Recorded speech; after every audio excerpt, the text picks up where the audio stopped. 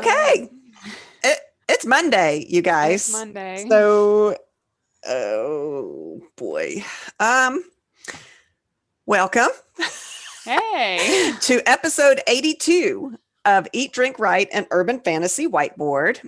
And we're going to talk about plot types. We did an episode a while back on plot types, but it was mostly overall what is a plot type thing. Right. So we're going to go into more detail on different plot types, but it would have been like a 2-hour episode if we tried to cover all of them. So we picked a couple, I think 3. Mm-hmm. Yeah, we did 3, and we'll do the other 4. 4. Can I do math? It's been a day, you guys. First, before we get into all that, how has your week been? It's been fine, I guess. I had a committee meeting today, and so I've mostly been preparing for that. And for those of you who have not been to grad school or had to deal with the grad school committee thing, it's basically just a meeting with the group of people who eventually get to tell me whether or not I graduate. So, a little stressful, and it went fine. I'm just tired today. Because whenever I have like a big meeting like that, I'm zonked. So yeah, that's a lot of stress for sure. Yeah. Did they give you good pointers? Are you moving in the right direction? It went fine. It was mostly just like a project progress update, and there's just a lot of stuff to do, and a lot of good points that they pointed out to help when I eventually am writing the paper and all that kind of stuff. Because you're trying to graduate by May, right? Yeah, ideally by April, because that counts as spring semester. It doesn't really matter, I guess, for me, but okay. Do you have I know school's starting soon. Do you have classes this coming semester? No, I'm pretty much done with classes. Done. Yay. Yeah. And so I'll have to take two seminar classes and a journal club next semester, but those it's not like real class. Okay. So okay. Well, my week, I don't even remember my week. Was last week Chaos Court? I think it was. Yeah. Yeah, that's why I don't remember it. I'm still recovering. Still have a lot to do, and I'm kind of in a bad mood. It's our anniversary coming up, your dad's and mine, and it's going to be 36 years. And we wanted to do something special last year, right? Because it was 35, but of course COVID hit, so we didn't get to do anything. So we were trying to do something this year.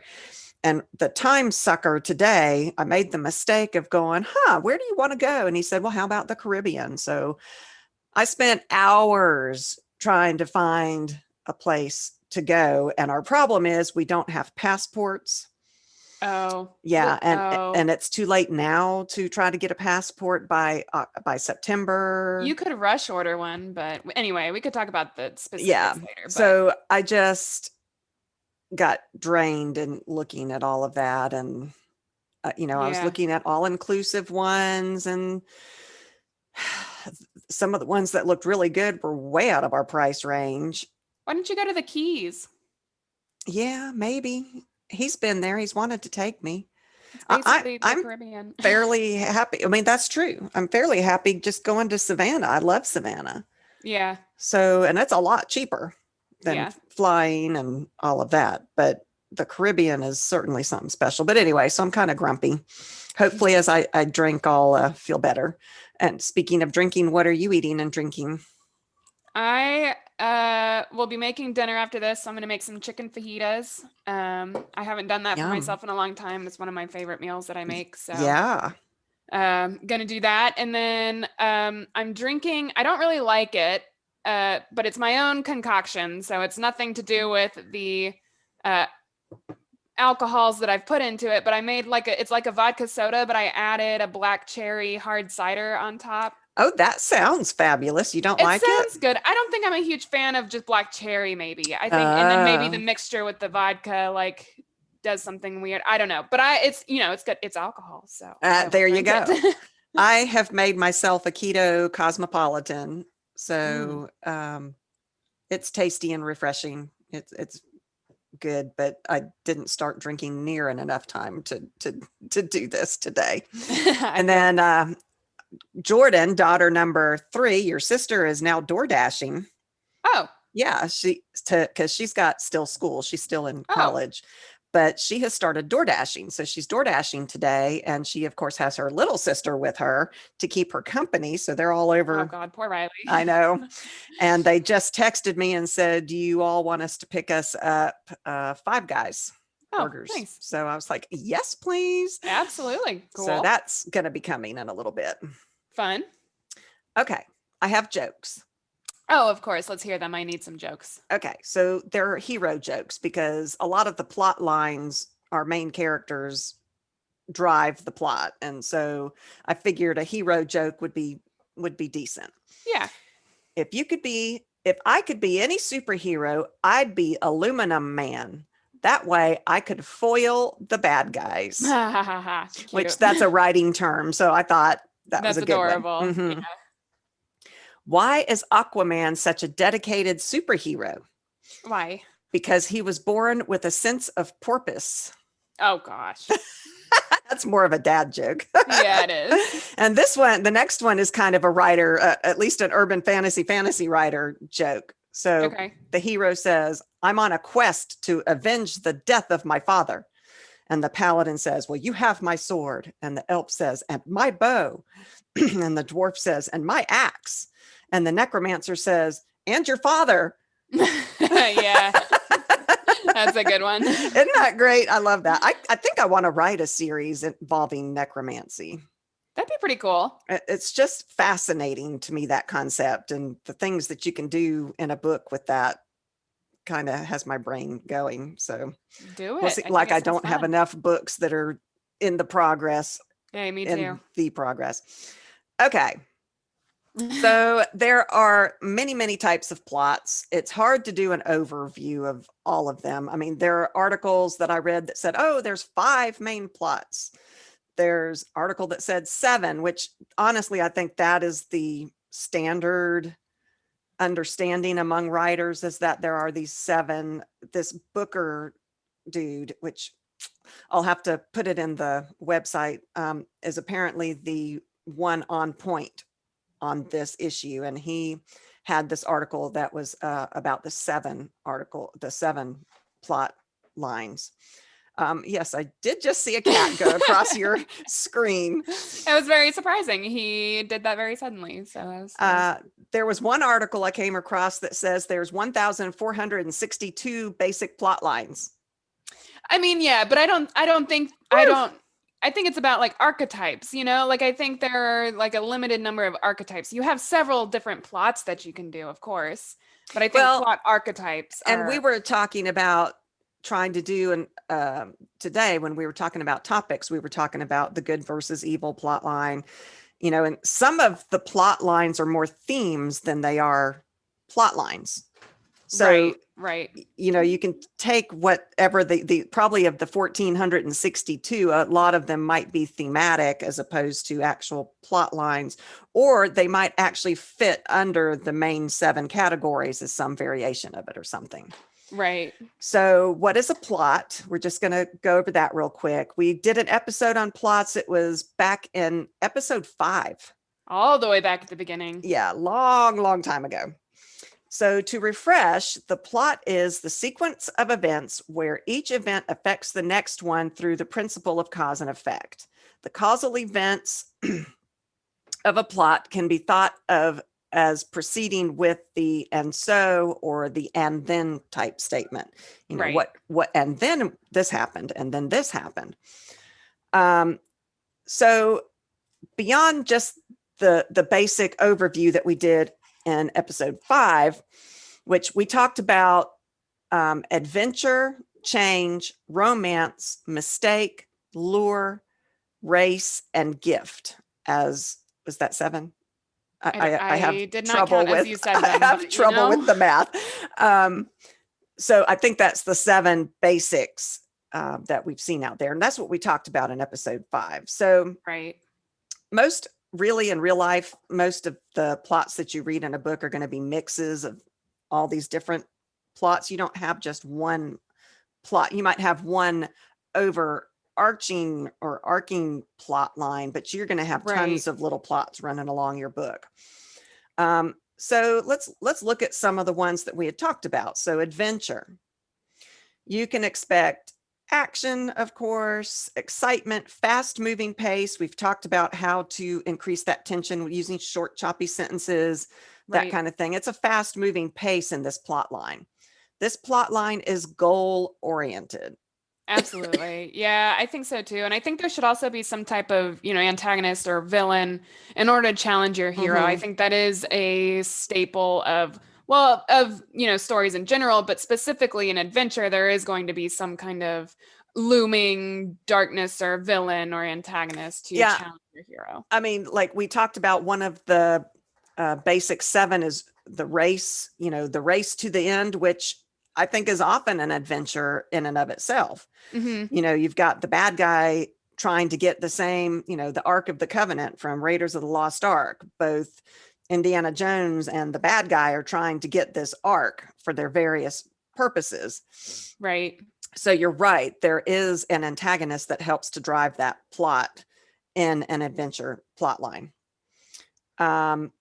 Act 1 is where you set the scene. And we Right. actually haven't done an episode on the different acts, I don't think. I think we've done one for Oh, Act One, but we have not done Act Two or Act Three. I'm pretty sure. and this one I came across, it divided it into 4 acts and actually 5. So that, Yeah, and three act is like a typical one. I think there are several that, several outlines where you can have, like you said, 5 acts or even just four I mean, or because generally beginning, middle, and end, that's 3 acts. right, But I kind of broke this down into a 5-step thing. right, So, okay, so Act 1 is setting the stage. This is where um, things, it starts in an adventure with things that are intolerable, something that needs to be changed. right, And then the inciting incident happens, which I separated it out from Act 1. It might be in Act 1. It probably would be in Act 1, but I separated it out because I think it's important to note the difference in an adventure in all these different plot lines. right. So the main character, it's the call to action is that inciting incident. And we did an episode on inciting incidents. Yeah, So like Katniss in Hunger Games literally gets called into action. She gets called to the games. right, Indiana Jones, like I was talking about, gets the call to find the Ark. And in later films, different objects. When his dad was dying, he tried to find the Holy Grail, that kind of thing. right. So normally the item / goal, because sometimes it's an item thereafter, which is a goal in and of itself, but sometimes that goal is not something, well, normally that goal is not something that's easy to find or to get to. And that's what drives that adventure plot forward. Yeah. There may also be a refusal to answer that call. Do you remember in The Hobbit, where the Hobbit at first says, "No, I'm not going with you on this quest. Oh, absolutely. And he stays home and he's like, yeah, no, I'm not going anywhere. I'm not Hmm. signing this contract." And he wakes up and they're all gone. He's like, "Wait a minute, I'm missing out on this adventure." So a lot of times in this adventure plot line, there is an initial refusal to go with that call. I agree. Yeah. And I think that with that refusal, there needs to come risk. There should always be risk in this adventure plot line. So, what's the risk in not answering the call? What's the Mm-hmm. risk in answering the call? Mm-hmm. And I think it's important to address those risks, even if those risks are internal conflict only, even if it doesn't have anything to do with the world around them.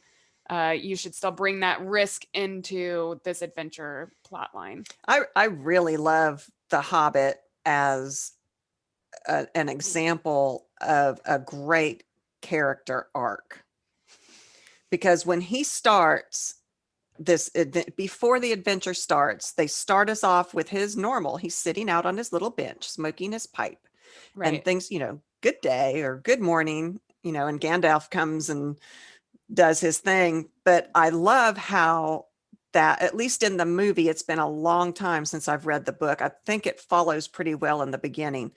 I have the whole series though. I got that for Christmas one year. I love The Hobbit and The Lord of the Rings, all of that.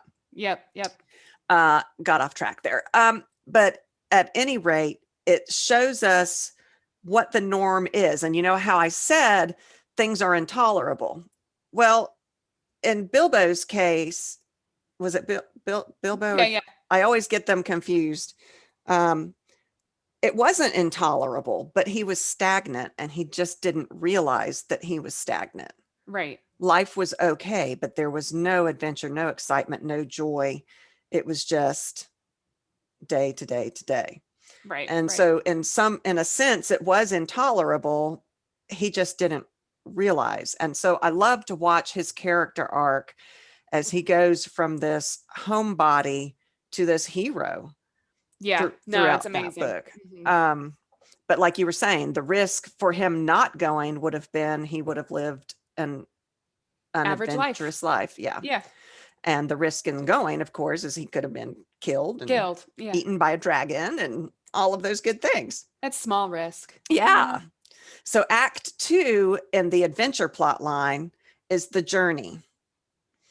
So the hero is traveling towards his goal, and along the way, there's normally people that help or people that hinder.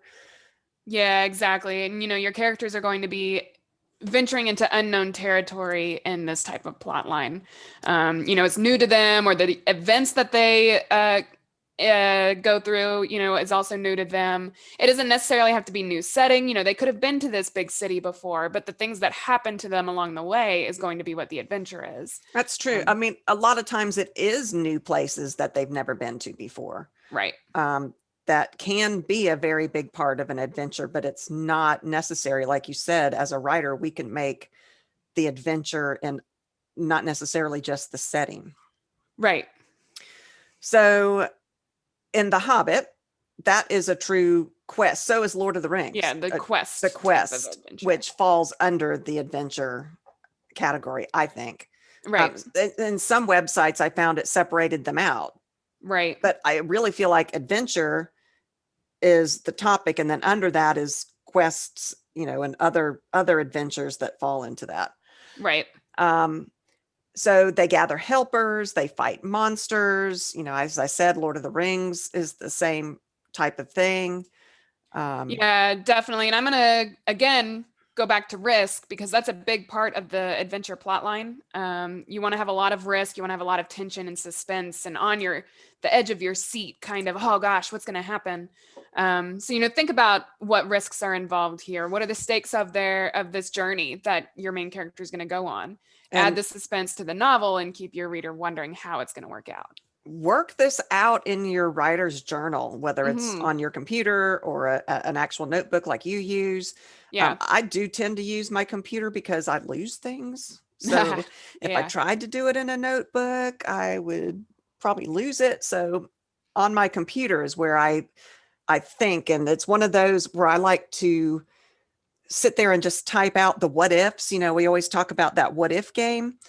And I might have a whole page that doesn't even connect. It's just, well, what if this, then, and I jump around, but that I save and go back and reread and go, okay, now I can organize this and how I want this plot to move forward. Right. Right.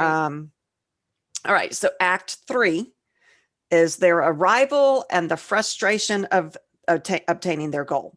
Mm-hmm. So they get to their destined location, but lots of rocks have been thrown. That's our term. I don't know that that's what I know it's out there, but we call it throwing rocks at them.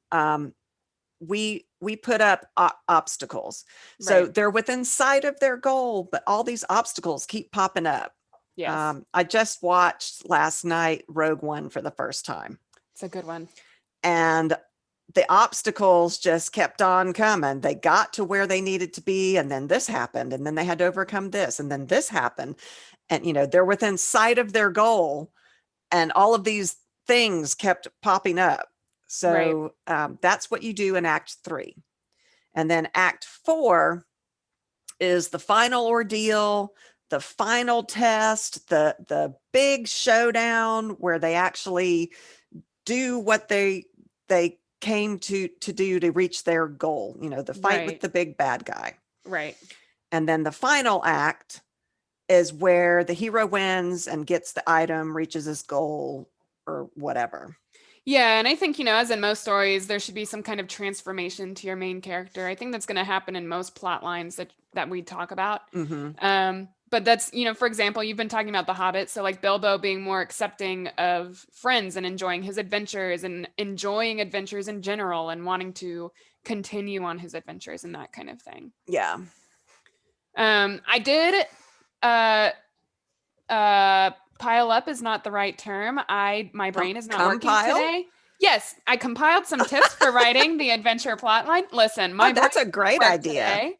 See, when I Um, was trying to put these notes together, I was just having a really hard time. And unfortunately, we had stuff going on. And so it's Monday night. This has to post by midnight tonight. And we're both scrambling between work and trying to get these notes done. So very clever of you. Yay, Taylor. woo, my brain did a thought. Um, so first of all, I feel like I've given this type of tip a lot, but read adventure books. Get an Hmm. idea for how these acts flow together in a written novel you enjoy. So, like you said, The Lord of the Rings or any fantasy novel out there is typically an adventure plotline. Not always, but a lot of them are. I mean, Um, true, like, the the spy books are possibly, I would say they're more adventure than mystery. I think so too. I think you're right. So, and that doesn't have to be fantasy. So, Right. mhm. Absolutely. Be sure to include a wide cast of characters to enrich the adventure. So, like you mentioned earlier, the hero often meets people who help them. They're also going to meet people who hinder them. They're also going to Mhm. have a best friend, or they'll have a sister, or their family, or their, new friends that they meet along the way. Like that kind of thing. That makes me think of Beck, where she does meet all these fae that she never even knew existed, and she kind of gathers them Yeah. because of who she is. She ends up helping them. So a lot of them end up owing her, which she doesn't mean for it to be that way. She just wants to Right. help people. Right. And, so she gathers these people, but she also makes a whole bunch of enemies like Malik.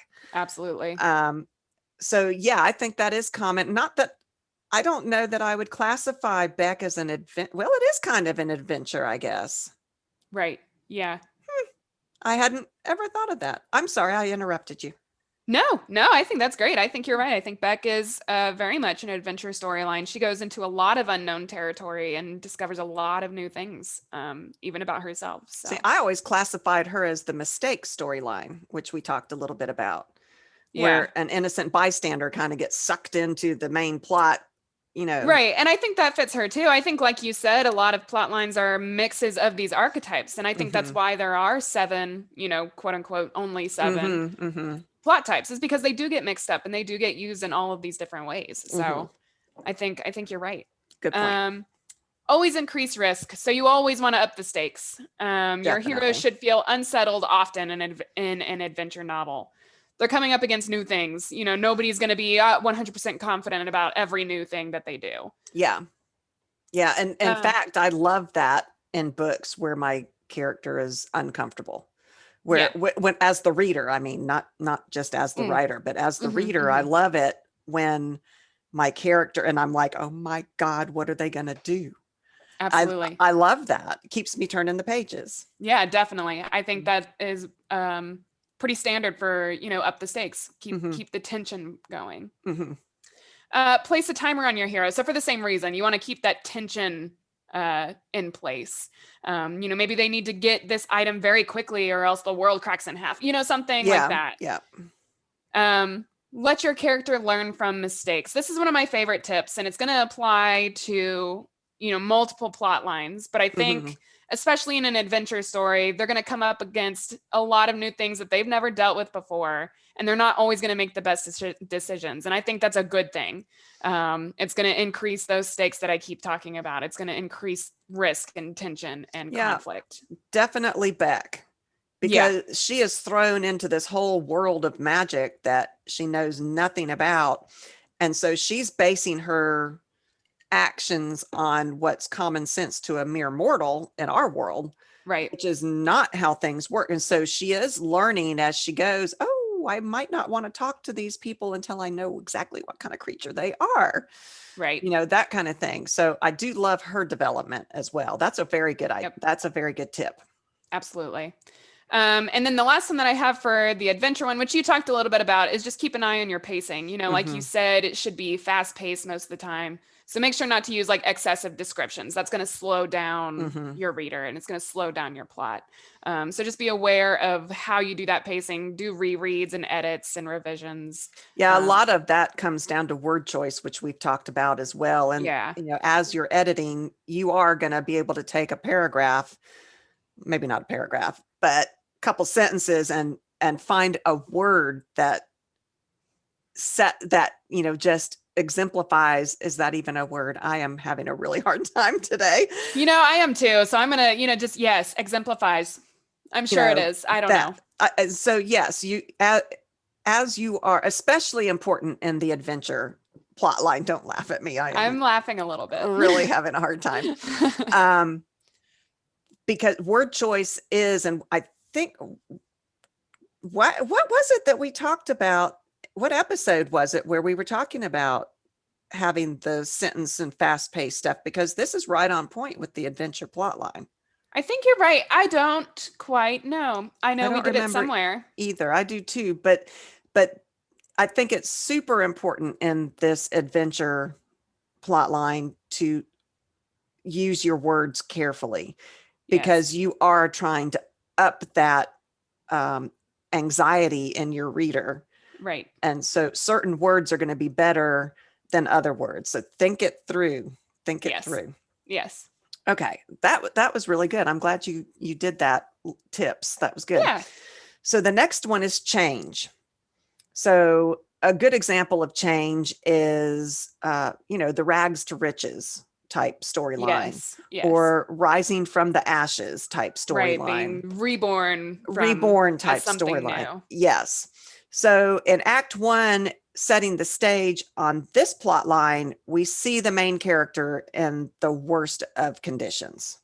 Yeah, definitely. I think this type of plot line follows a cause and effect type of story. Like when one event happens, it directly impacts the next event and the next event and the next Mm-hmm. event, and forces the main character to act with it and Mm-hmm. to drive those events.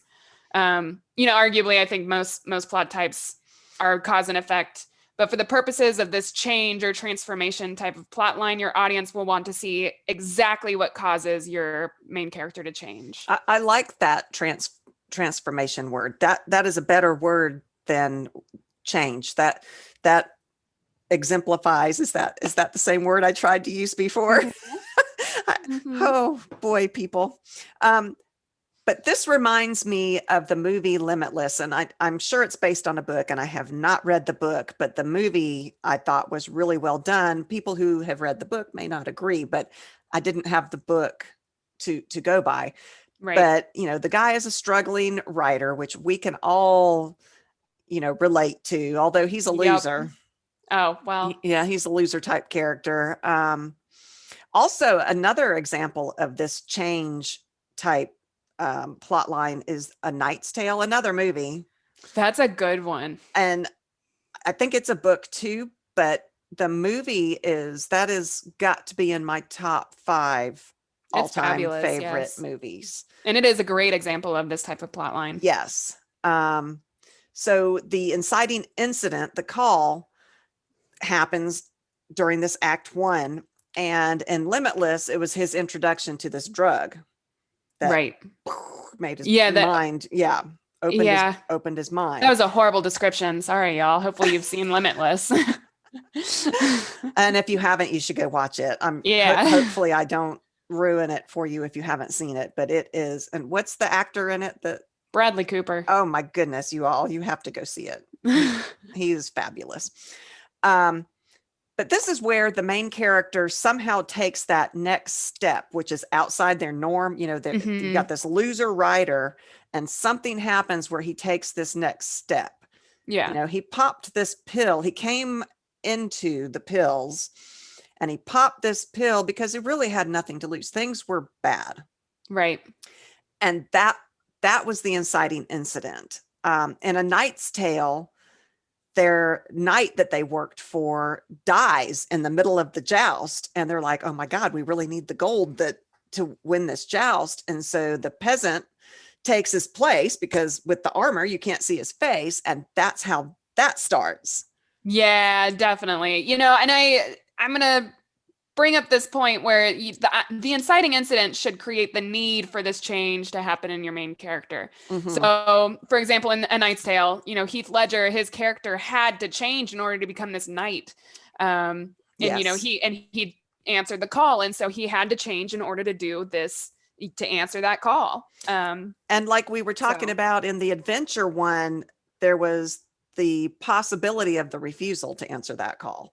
right. His colleagues were like, what the hell are you talking about? No, you can't do this. And he's like, I can do this. I know how to do this. I promise you I can do this. And they're, Yeah, they were trying to talk him out of it and just say, he's dead, whatever, let's go. right. So I think here also in the change one is the chance where they might refuse it. And it shows character depth.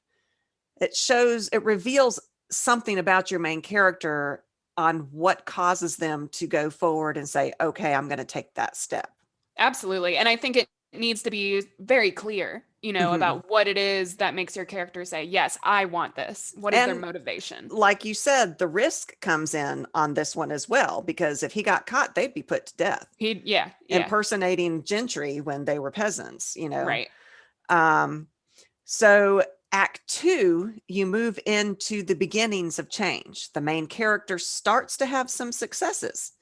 So in Limitless, the drug helps him finish his book in record time, and it's fabulous. Right. He becomes more confident. In A Knight's Tale, he begins to see a success. He's winning these jousts. He's good. He meets this girl. Absolutely. Yeah. The character's starting to see like the positive side of answering the call of the inciting incident. They're starting to think like, hey, this is going to work out. This is all going to work out, and I'm doing better for myself, and I'm in an awesome place. Mm-hmm. And then Act 3 comes the crisis. Yes. Everything starts to go wrong. So in Limitless, it turns out, I don't know if I should. Limitless has been out for so long, you all should have seen it by now. If not, skip forward just a little bit. It turns out that the drug is not only addictive, but deadly. Yes. So he's addicted to it, and he loves how it makes him write, and he's become, he's enjoying these successes, but oops, it's gonna kill you. You're gonna die. So he has this false sense of security, your character does, until everything starts to kind of just slip through his fingers. Mm-hmm. Big bad guys come after this guy because he's searching for the drugs, and that's a whole thing. So you should go watch that movie. But in A Knight's Tale, he gets found out, and he is about to lose everything.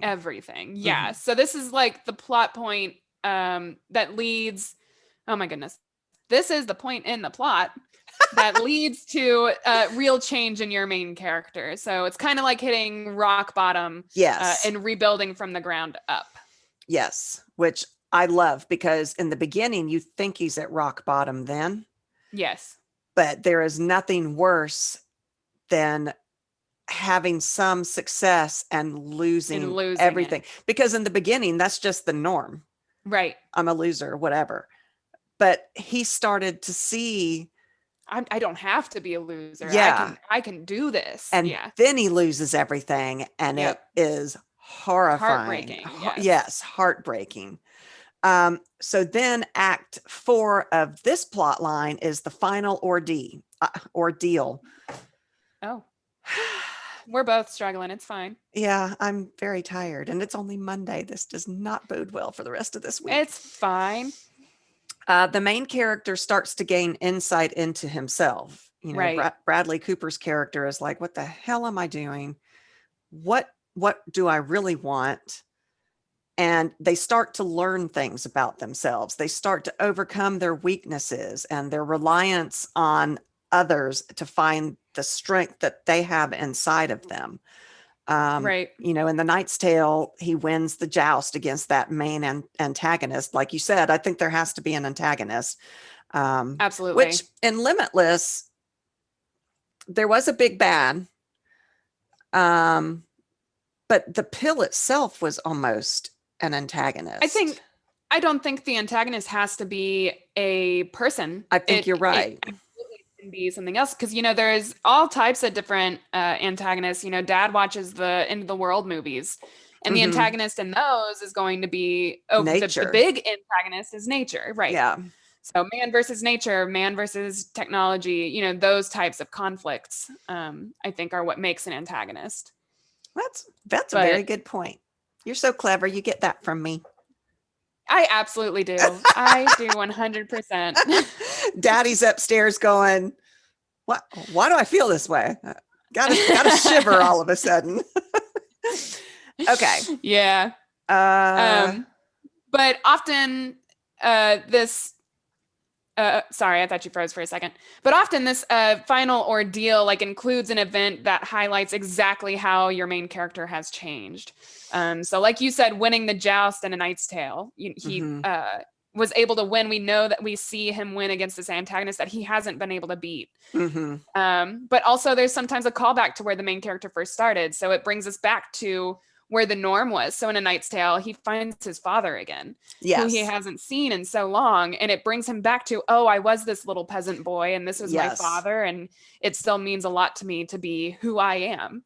It gives me chills. That is such a good movie. It's a great movie. And it does. It pulls everything from the very beginning. He reconnects with his roots, which he had tried to shed Yes. because somehow he felt that it was less than what he was, this pretend Right. person. And then in the final act, he obtains this final permanent change. The Yes. king or the prince, I guess, makes him an actual knight. Mm-hmm. Katniss in Hunger Games also Yeah, experienced this. I think she's probably a change as well under I that agree. plot line. She Right. achieves final peace. She never had peace in her life, ever. Yeah. Yeah. And she finally obtains that final peace and that personal change permanently in her life. Yes. A Knight's Tale. He's made a knight. He gains that permanent change. He gets the girl. He's won the respect of the common folk and the gentry, and he's able to embrace his history and his background where he actually came from. Right. Yeah. And that in itself like highlights a change in him because he did accept where he came from and he Mm-hmm. was actually proud of where he came from Mm-hmm. after reconnecting with his dad. Mm-hmm. So Yeah. so I have some tips for writing this transformation plot line. Okay. Include the moral opposite. So this is where the antagonist is going to come in. So this would be you know, a person with strengths that would be the opposite of your main character. Where your main character is weak, this character would have strength in place of those weaknesses. So this would be like the knight Yes. that I can't remember the character's name in A Knight's Tale. The Will, bad the guy? knight that Oh, the good Will, guy. the Yeah. good guy, the knight that Will has to joust and defeat. Mm-hmm. That knight is strong and has the background that Will does not. Yeah, he's got the money, he's got the influence, he's got the power, he is high society. He is able to enter into negotiations with that girl's dad for her hand in marriage. He Will doesn't have any of those things. Right. So yes, you're right. That's a very good point. Yeah. And then next, just show the progression of change in your main character. Make sure you're paying attention to which events are going to change your character, why they are going to change your character, the purpose of your scenes in order as they change your character. Mm-hmm. So all of the obstacles you put in their way, all of the rocks that you throw at these characters, force them to change with those obstacles. Mm-hmm. That's So very good tips. I'm so glad you did that because yeah, that makes this much more well-rounded than I was struggling. no, you did great. So the next one is romance, which neither you nor I are really familiar with. Nope. I've written more romantically than you have. Yep. You've had romantic relationships in your book, but I've actually written a couple romance novels. But I always Yeah. struggle because I end up making a different plot as important. Anyway, I have a hard time, but I have a little bit more experience in romance than you Yeah. do. So with Yes. Act 1, you always set up Act 1 starting with the norm. Yeah. At this point, this is how we see the main characters, and there's usually it's a couple, so it's usually the two Right. two main characters. They may be content with their lives. They aren't necessarily looking for romance in the romance novel. Right, exactly. I think this type of plot line thrives on character conflict, though. Hmm. Specifically, like you said, between two characters. And by this, I mean, characters, not necessarily butting heads, not necessarily being antagonistic towards each other, but these characters are finding each other and figuring out a way to fit in each other's lives and, how can they work together kind of conflict. So, not necessarily a volatile clashing of personality because that won't typically work in a relationship. Um, That's like on SEAL Team, which mhm, obviously isn't a romance, but there is some romantic things going on there. And this particular couple in that show, they they don't butt heads. It's the circumstances that are butting against them. They are in the same unit, and you're not allowed to date someone in the same unit. And so they keep trying to overcome this obstacle, and things keep getting thrown at them. And they finally ended up just having to say, it's not meant to be. right, And a lot of romance novels go that way as well. The reader is going, oh my God, it's not meant to be, which that's kind of not correct, because in a romance novel, when you pick up a romance novel, you have an expectation. And yes, if your author has sold this as a romance and it doesn't have that happily ever ended and happily ever after ending, yes, wow, yes, then you got a problem. yeah, yeah. Did I cut you off, or were you finished with? No, yeah, Okay. So the inciting incident in a romance, like uh, I started off reading a lot of romance novels, historical romance. I love the Highlander type romance. right, And those books, a lot of times it's a marriage. They're they're put together by the king wants the joining of those two properties. So, whether you all like each other or not, you're together. right, It's the incident that brings those two people together.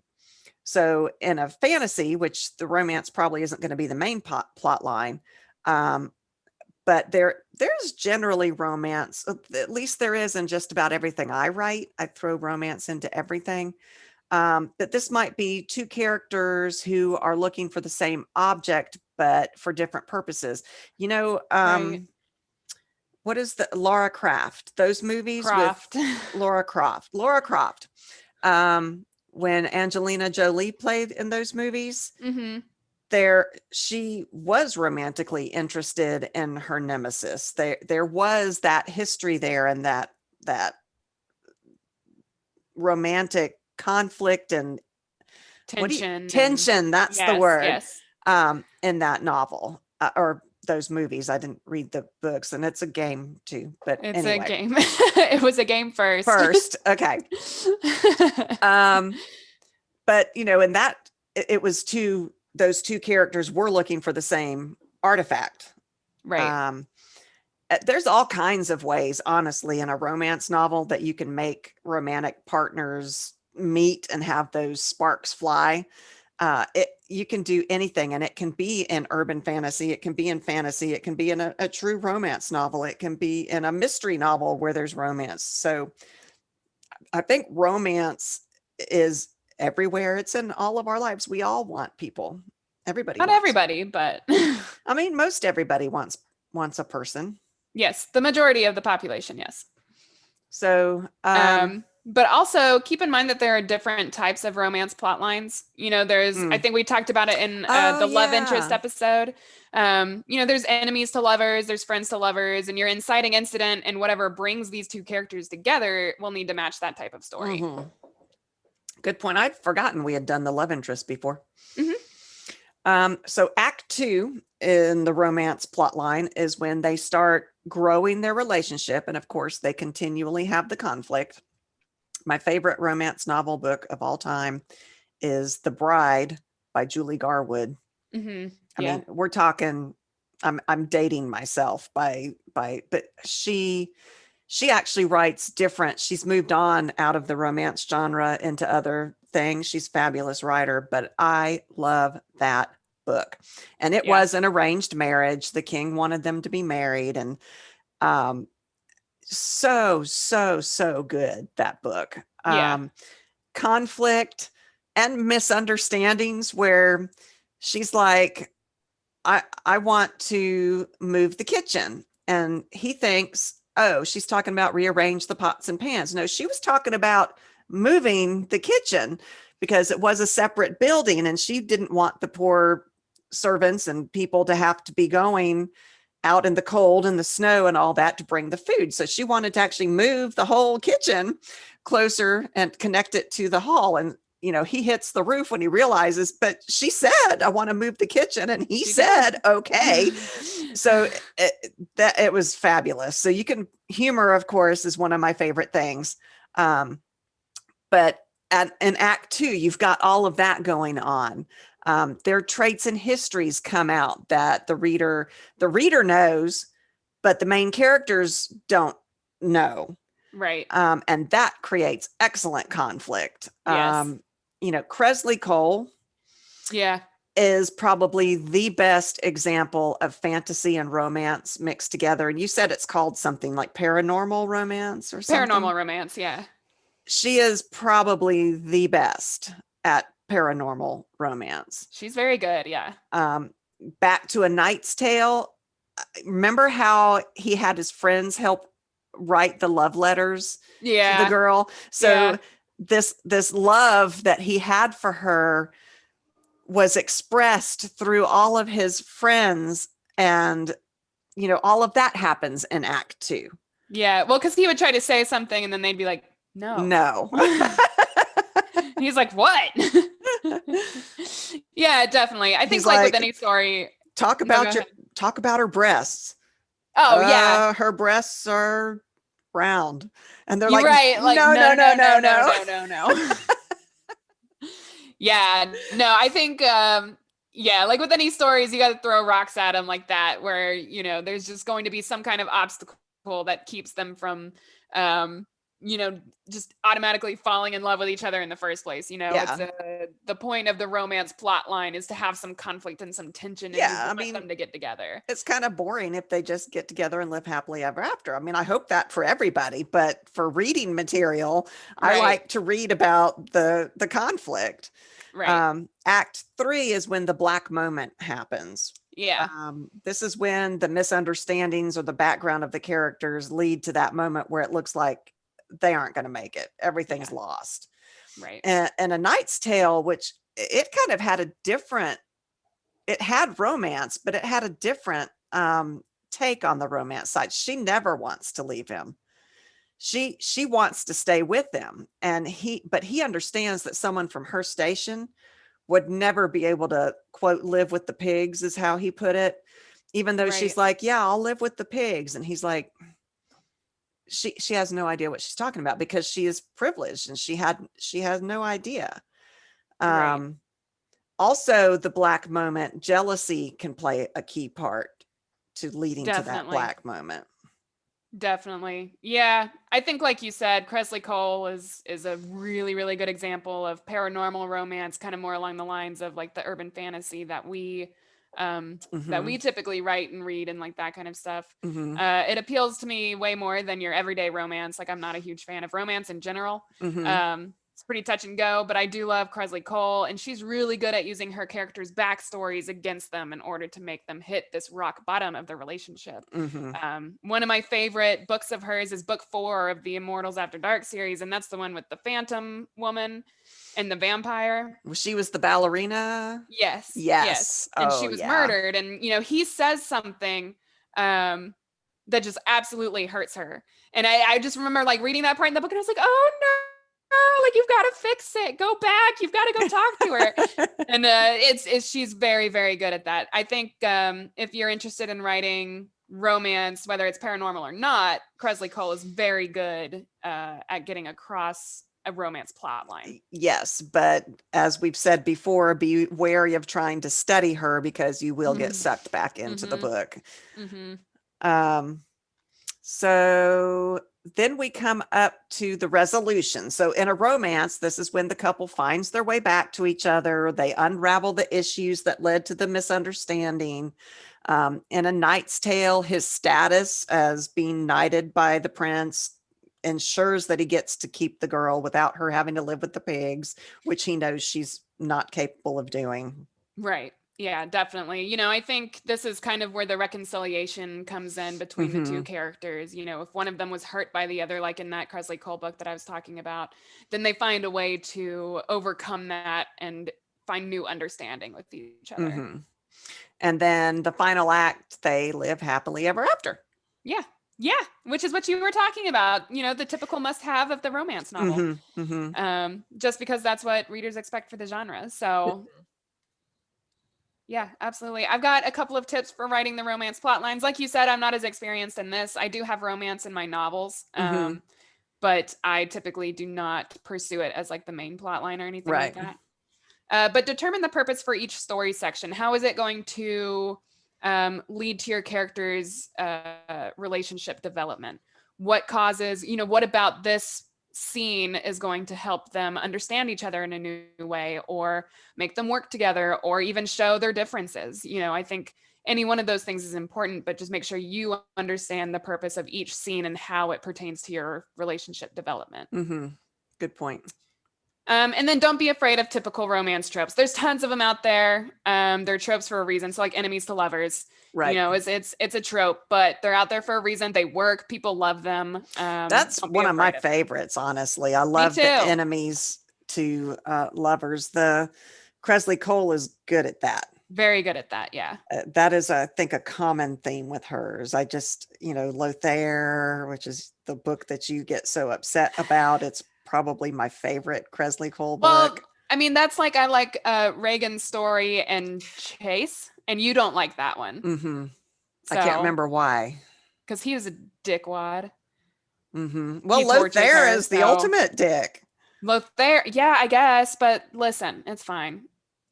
I want to go reread them all. And, we haven't had a book from her in a while. Yeah. I think she got burned out a little bit, and Well, I know she broke her leg at one point, she and who did. knows what other things that she's been going through. So, I hope she picks them back up again. I really want Nyx's story. oh, me too. Mm-hmm.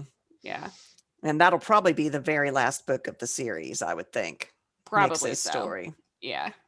But you all get the idea. We've already run a little bit long. Well, it's not long, but if we tried to do 4 more, it would be very long. Oh, it would be very long. So we'll stop here as far as I think we did 3. Mm-hmm. So you can go through any of these plot lines and do just like I did and outline it. Okay, Act 1, the inciting incident, Act 2, Act 3, Act 4, and planning this. And you can do that in your writer's journal. Definitely. Yeah, I think, like you said, we'll do a part 2 next week, finishing up these plot lines. I think so. that's a good idea. I'd like to do that. Yeah. We have Mistake that we need to talk about. That's where I was thinking that Beck fell, but now I'm thinking maybe it's Adventure. We adding magic. We got to talk about how you add magic if for those people that are listening that are fantasy or urban fantasy writers, because that is a twist that you got to do for those particular genres. Right. So, you got to try to twist things up. A lot of these plot lines are cliche, but like you said, there is a reason for that. So go ahead and use them. Right. Just try to make them unique for your characters, for your story. Right. And again, like I don't know that it's like even necessarily cliche to call these plot types cliche, because I think they're more like archetypes. That's true. There's an adventure, but there are main plot elements of all of these Right. plot lines, but all stories can twist that and use them in very many fun and ways. Exciting and funny ways. Yes, or absolutely. serious ways or True. whatever. Yes. Yeah. Absolutely. All righty. Well, I do have an interview question before we go. Okay. Of the 3 plot types that we talked about today, which do you enjoy writing the most? I really like romance, but it's not as my main plot line. Yeah. but I do love that romance plot line. I think in every book I've had some kind of romance plot line twisting through there. After doing this episode, I didn't realize that Beck was an adventure plot line, and I loved writing that one. I So think she's both, I might have to say adventure, but I do love the romantic part too. She gets herself into She sure does. some She's a mess. trouble. She is something. She's a mess. What about you? Of the three today, I think probably the transformation plot line. Character development is a huge passion of mine. I really love that aspect of crafting a story. I love seeing how characters change and what they're made of based on what I throw at them. They probably would disagree with me, but I really enjoy writing those. So. What was that movie with Will? I know which one you're talking about. Reality, something better than something fiction. Yes, I think I could have told you if you didn't ask. Something of fiction. Yeah, not fishing. Not fishing. No. Oh, but I love that where she's the writer and he's the character, and that is the only movie of his that I like, because I am not a big fan of his. I'm sorry if that upsets people. I don't like slapstick comedy, and that's what he's really good at. And so that is not Stranger Than Fiction. Sorry. Stranger Than Fiction. And what is the actor that plays her? Oh, she's the one, isn't she the one that played in the where you can't make any noise? No, not that one. Really? I thought that was her. No. I've got Emma Thompson, who's the voice, I think, and then Maggie Gyllenhaal. Huh. Yeah, okay. It's been a while since I've watched that one, but yeah. I love that. One of my favorite scenes in that is because she is a baker. Yeah. And he brings her flowers. Remember, he packed up all the different flour and different types of flour and brought that to her because she's a baker. So flour for baking. And, he's like, I brought you flowers. It was so adorable. That's adorable. I love that movie. Yeah. I love it. Yeah. Okay. All right. I do have a sentence challenge also for today. Sorry, were you going to say something else? Nope. Okay. And the sentence challenge for today is a piece of dialogue, which I seem to do a lot, but it's "you always seem to be plotting." Ooh, I like that one. Yeah. Well, thank you all for listening. Yes, thank you. You can find us I haven't been doing very well keeping up on our social media lately. I need to work on that. Twitter is a big one, but again, I haven't posted in a long time. The writing community, you guys on Twitter, is fabulous. If you haven't, go make yourself a Twitter account. A Twitter, yes, the Twitter. I called them twits earlier today. Mother. I know, I'm having a hard time today. The whole day has been a hard time. I agree. Yes. But come to our website at www.eatdrinkright, or was it EDW? Eat Drink Right. EatdrinkRightPodcast.com. You better handle the closing out of this. So yes, come visit our website at eatdrinkrightpodcast.com. You can find all of that social media there. So we're on Twitter and Pinterest and Facebook, et cetera, et cetera, et cetera. We're on pretty much everything. I think our YouTube is also there. You can find our email there. So if you have any questions or want to share any of your writing with us, feel free to do so. We would love to read it. If you have suggestions of topics, we would also love to hear those. We will absolutely cover them, except for that one that we will not talk about at the moment. And then we also have a Patreon. So if you would like to support our podcast and would like to help us continue doing this, then that would be at Patreon, patreon.com/EDW podcast. Mm-hmm. Or is it just /EDW? Might be /EDW. It's one of those. You can find us. You can find that on our website as well. Mm-hmm. So Thank you guys very much for listening. We really appreciate it. We appreciate our Patreons and we appreciate all of our listeners. So. Yeah, thank you, Deanna, for she sent us some stuff which I haven't had a chance to get to you. Oh, She's been re-listening to a lot of our episodes and making oh, comments on them on yeah, I've been looking at some of them. They're yeah, great. yeah. So I'm never logged thank in you. to answer, so I haven't done that either, and we apologize. It's been a heck of a year, Deanna, but we love your support. Thank you, thank you, thank you. And thank you, yes, Jen. thank you so much. Jen is our other patron. So we will see you next week and probably finish up the rest of these. I think there should be 4. Yes, yeah. So we will finish those up next time. Yeah, thank you guys.